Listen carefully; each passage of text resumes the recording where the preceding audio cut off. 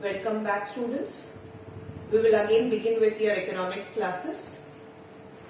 Just to give you a brief recapitulation of what we did before taking up your revision class that we had last week.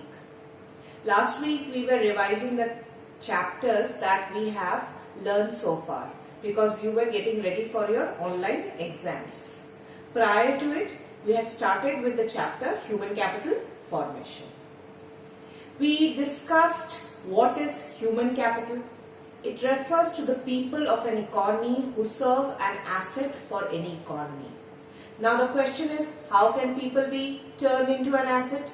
People can be turned into an asset through imparting education, providing them with health facilities, providing them skill and training, and this can help people to become more resourceful. And this is the process which is known as human capital formation. It is the process of adding skill, efficiency to the human resource to increase its productivity. So we also discussed what is the importance of human capital formation. We also discussed the problems in the process of human capital formation, and we had started with the topic education and its role in human capital formation. Today's class we are going to begin with the problems associated with imparting of education for creation of human resource, or how does imparting education becomes a problem in the process of human capital formation.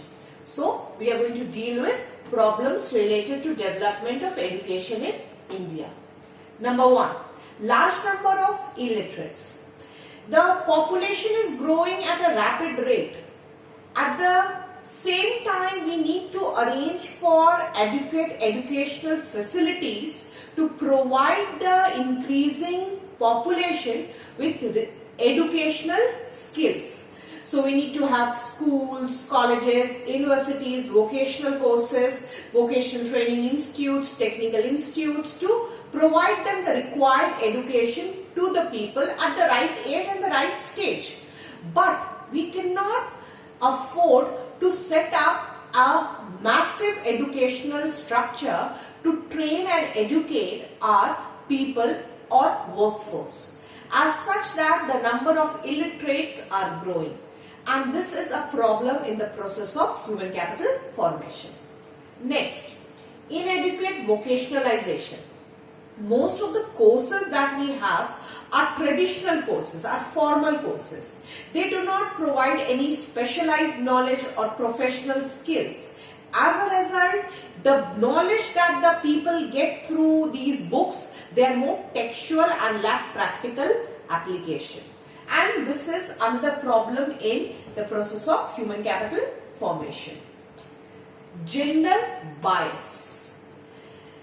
Again, we are still primitive in our thoughts, in our actions. There is a discrimination between girls and boys, and we don't think it is important for us to spend on the education of a girl child, give her a better opportunity to equip herself with more knowledge, more educational abilities, and hence due to this primitive or orthodox approach towards the literacy of the girl child, again human capital formation in our country tends to suffer or lag behind. Low rural access level. In the rural areas, in the villages, the opportunities for education is less. There is lack of proper institutions for higher educational, university education, vocational colleges, even facilities for basic and elementary education is lacking. Low government expenditure on education.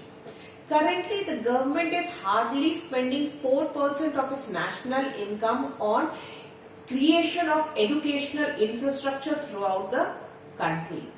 As far as the suggestion of Education Commission is concerned, in order to make the educational base sound in the economy, India requires to spend minimum 6% of its GDP on expansion of educational institutions in the countries and to propagate educational facilities. So whatever we are spending is not worth it, and we need to increase our expenditure on education.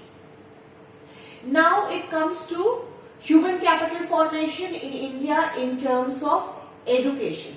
Now whatever the government has done so far in order to spread and propagate education in the country so as to encourage human capital formation. The 7th five-year plan stressed upon the importance or necessity of human capital formation in the country. So it was basically from the 7th five-year plan the significance of education was realized. In India, the Ministry of Education at the center and the state level works for developing a massive educational program for the people in our country. The National Council of Educational Research and Training, that is NCERT, plays an important role in providing elementary or basic education. Similarly, for higher education, we have University Grant Commission and All India Council of Technical Education, that is basically providing vocational education or professional education, which is job oriented in nature. Then we have the next. In India, the Ministry of Health and Union at the state level and ICMR, that is Indian Council of Medical and Research, takes care of the education related to the health sector. So ICMR at the union and the state level is basically providing education related to the health sector. Next, the World Bank states that India will become a knowledge economy. It is believed that India has a vast potential to develop its human resource by providing quality and skillful education. The educational structure is very, very massive in our economy, and most of the people who are belonging to the country are rendering their services all over the world in different economies. And India has a vast potential to provide its people with proper educational skills and abilities, and which can be an important tool to take the economy and its GDP at a higher level. So India, if it works upon it, expansion and growth of education, it can be very helpful in accelerating the growth rate of the economy. India, if it uses its knowledge as much as Ireland does, the per capita income of India is going to rise by $3,000 by the year 2020. So this was all related to the educational structure that we have and that has been proposed for our economy. Now we are going to move to the next. That is interrelationship between human capital. Now we are going to move towards interrelationship between human capital formation and economic growth. So now we are going to discuss how human capital formation leads to economic growth, number one. And number two, we are also going to discuss how how economic growth leads to human capital formation. So vice versa, we are going to discuss as well. So first we are going to discuss how rise in human capital formation causes economic growth. Now, if there is an improvement in the human capital formation, what happens? If there is human capital formation, the ability of the people to think, to work, the approach, the outlook changes. They become an element of social change. So, human capital formation leads to modern attitude and outlook, which leads to better thinking, better quality of life, and improves the life expectancy of a person. Now, more life expectancy means greater efficiency and higher productivity. Higher productivity and efficiency leads to more of output. More of output leads to more economic growth. So, human capital formation leads to economic development. Now we are going to discuss how economic growth leads to human capital formation. So how economic growth causes human capital formation. Now if there is economic growth, at the macro level the economy is expanding and growing, the benefits would be enjoyed by the individuals in the economy, and that would lead to a rise in the per capita income of the people. Rise in the per capita income leads to more of investment in education and health. People's ability to spend on educational facilities, health facilities increase because now their income has increased and their affordability of these facilities also enhanced.